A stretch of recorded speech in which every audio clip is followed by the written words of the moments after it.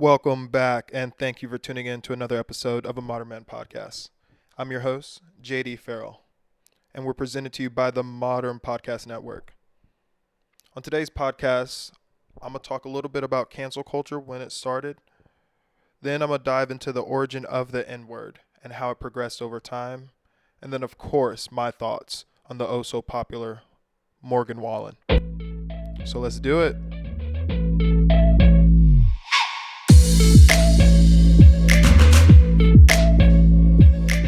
Bill Cosby, Harvey Weinstein, R. Kelly, Louis C.K.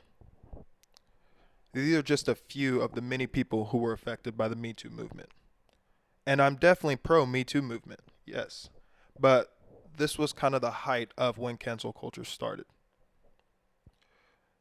They kind of say cancel culture began when a Old Dominion professor by the name of Miles McNutt tweeted in February of 2014 talking about cancel culture. He was initially referring to cancel culture of TV shows, and then towards the end of that year it progressed to cancel culture on canceling friends, canceling people out of your life, and it's only grown since then. I don't think cancel culture is a good thing. Just because someone made a mistake doesn't mean that they can't learn from that mistake. Here are a couple other victims of modern day cancel culture. Doja Cat, Taylor Swift, Ellen DeGeneres, Kevin Hart. All these people were caught saying something inappropriate, doing something inappropriate, or just doing something that maybe people didn't like. But doesn't mean we should cancel them. Doesn't mean we should wipe them out and all their accomplishments are now irrelevant. Why can't we come to an informed decision on our own? Why are we trying to bandwagon and make it a trend? That's what I believe cancel culture is. It's a trend. People want to hashtag, tweet, get popular, get likes. They want to do the next best thing. And that's just what cancel culture is. It's how can I be like the person next to me? What is being learned when we cancel someone? How about we educate them, okay? We're just taking away their livelihood. I know they make a significant amount of money, but what is that accomplishing? Do you feel better knowing that you took away their earning an income? No. It's like prisons. What is it doing? Just locking people away. Okay, we need to educate these people to not repeat these mistakes. Bill Burr, when he went on SNL, I think back in August, I loved his monologue. Of course, he got a lot of backlash because he was coming at everybody. But the one thing that stuck with me was when he talked about how white women hijacked the woke movement. Because they did. I think we need to come up with another term. Just like we have the Karen. And I don't have any hard feelings for the Karen. The Karen's the Karen. The Karen knows what she grew up with. She just knows her surroundings. The Karen is ignorant, okay? I feel pity on the Karen. The Karen may see me and be scared, but I just feel like the Karen is a lost puppy, okay? I'm sorry you called the cops on me for having a barbecue, Karen. Take a little pity on you, okay? But the person I'm more angry with is kind of the white savior. This is the person who, when Ahmaud Arbery died, they put a post on Instagram. When George Floyd was killed, they were out in them streets protesting. They put up the black box on Instagram. When Breonna Taylor was killed, they saw the picture of her in her uniform with some flowers, and they put that on their story. But this white savior, this person I'm mad at, where's your money, okay? We see you protesting in the streets. Do you have any black friends? And not that that gives you a pass for not being a racist, but are you befriending these people? Are you hiring these people? How many black people do you work with? Are you in charge of hiring? Do you see this person and you judge them for something about how they're dressed or how their hair is because they are black? But you think it's wrong that they are killed, and we know it is wrong. We don't have to march in the streets to know it is wrong for black people to be killed by the police. I don't care if they did commit a crime. No one deserves to be killed by someone who's supposed to protect and serve. Okay? Plain and simple. I don't care what your previous criminal history is or anything. No one deserves that. So, to the white saviors of the world, to all the people marching out there that think they're the anti-Karen, the opposite of Karen, the white saviors, don't just post about us on Instagram. Don't just like, don't just tweet. Hire black people, support black businesses. And of course, that's popular right now. But I'm saying genuinely support black businesses. That doesn't mean only go to them. Look at us, because we're no different than you. It was about 1619, a guy named John Rolfe. He was an Englishman settled in the Virginia area. He was writing in his journal, and he wrote down the word negar, Negar, derived from the Latin term Niger, which meant black, the color black. So in the early 1600s, this guy, he was referring to his slaves as Nagar. And then in the late 1600s, going into the 18th century, in Brooklyn, the slang term nigger really started getting popular. And then slave owners and other white people would use that to refer to black people in an ethnic slang derogatory term. I know it hurts to hear. I hate hearing it.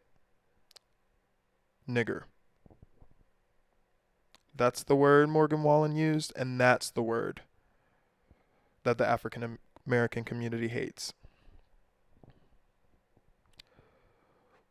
It wasn't until about the 1970s where we started to take ownership of this word. It started to be used in black comics, like comic strips. Then we use the term nigga please. All right, you hear a lot of comedians say this. A lot of people jokingly say this, but that was when it first started. And then in the late 70s, it started getting very popular in hip hop music. You know, the great Grandmaster Flash and the Furious Five had a song, New York, New York, and that was like the first big song where the term nigga was used in a song, very popular. All right? That's the term that the African American community accepts. We don't accept you to say it. We use that term because we were brought away from our homeland, forced into slave labor for hundreds of years, and called this ethnic term. So for us to kind of get the power back, we use the term nigga. And I feel like it's the same way, you know how men or even some women try to tell women how to dress because they say they're asking for it. But then a lot of women want to sexualize their bodies because they're taking the power back. They're saying, you can't tell me how to dress. You can't tell me this. That is what we did with that word. Okay? We did it first, obviously. But that's why we accept that term. No one in the African American black community accepts the term nigger. On to Morgan Wallen. Now we have people, Bill Maher, Lindsay Lohan, Justin Bieber, Madonna, Gwyneth Paltrow, Mel Gibson, John Mayer, Dog the Bounty Hunter, Eminem, Charlie Sheen, Hannah Brown, Paris Hilton, Abby Lee Miller, a.k.a. the Dance Mom Lady, Paula Deen, Roseanne Barr, Hulk Hogan, Tim Allen, all these people, okay, all these celebrities have said the M word, okay? All these people. And all these people are still in your lives today. So my thoughts on Morgan Wallen is that Morgan Wallen will still be here.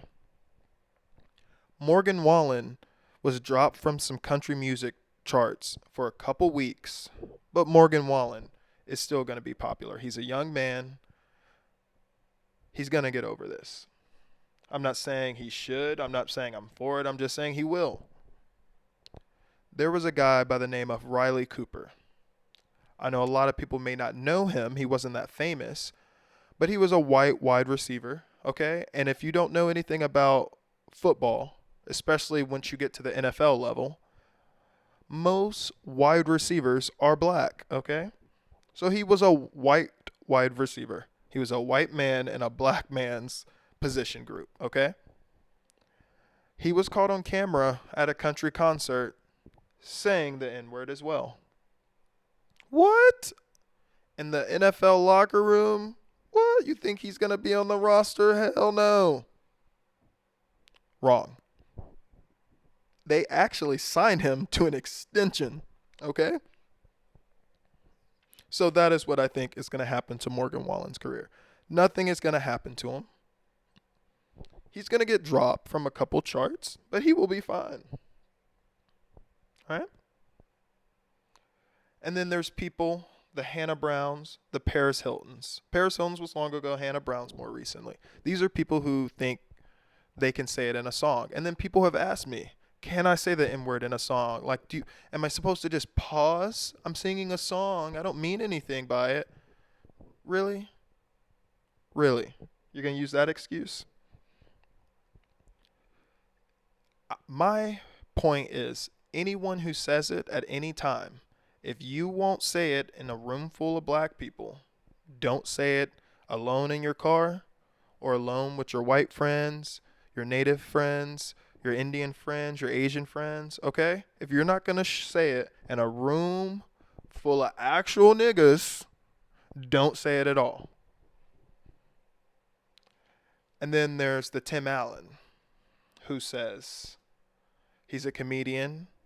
He can say it in his act. He's not racist. He has no malicious intent.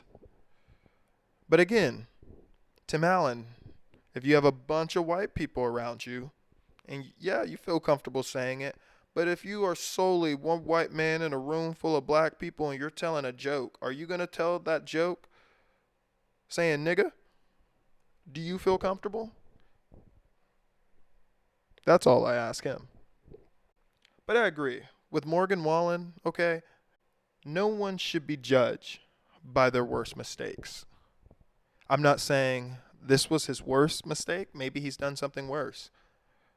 But no one should be judged by their worst mistakes. I know I'm not perfect. I've done things I'm not proud of. And I hope people don't judge me for that.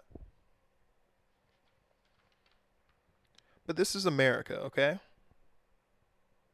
And we're the best. No, I'm just kidding. But America is about a redemption story. It's about forgiveness. That's what people like to tell you. I really just think people just are looking for the next best thing. Like Morgan Wallen said the N-word a couple days ago, and he's off some charts. But something new is going to happen. There's going to be another big story that takes the news that people who never knew who Morgan Wallen was just moves on. People forgot that a month ago there was a riot on our Capitol. Like a small percentage of our fellow American citizens tried to overthrow our government. And people have forgotten about it.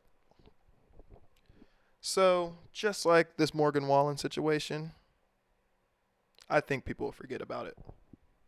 But I do got to say, I did see him on SNL recently, and I thought he was a pretty good artist. So, not that he's going to listen to any of my advice, and nor should he. But I just hope he gets educated and understands that he shouldn't be saying that word. I don't care how much money he has. I don't care his feelings on it. That word is not for him unless it's used in a derogatory sense. And my advice to anyone out there who's not black, that word is not for you. Okay? Unless you're using it in a derogatory sense. And I've heard a lot of smart black people who I've listened to, and they've told me we shouldn't be saying that word either. And I have definitely toned down from my younger days saying it. because when you're around a bunch of friends and they're all saying it and you say it, you start to say it a little bit more. And I've definitely kind of deleted it from my vocabulary. But am I ashamed to say it? No, not at all. I just stopped saying it because a lot of people think because they hear you say it, it gives them the right to say it. So I've tried to stop saying it. But I hope we all can learn to just be a little bit more compassionate to one another. That's what we all say every day, but genuinely. Understand why black people don't like you saying the word and understand why you shouldn't say it. Because that's all we really want. Okay. We have another podcast presented by the Modern Podcast Network, Fargo Watch Party, coming out this Friday, episode 6. And then I'll be back with you next Monday with a new podcast. Thank you. I'm JD Farrell, and this is a Modern Man podcast presented to you by the Modern Podcast Network. Play us out.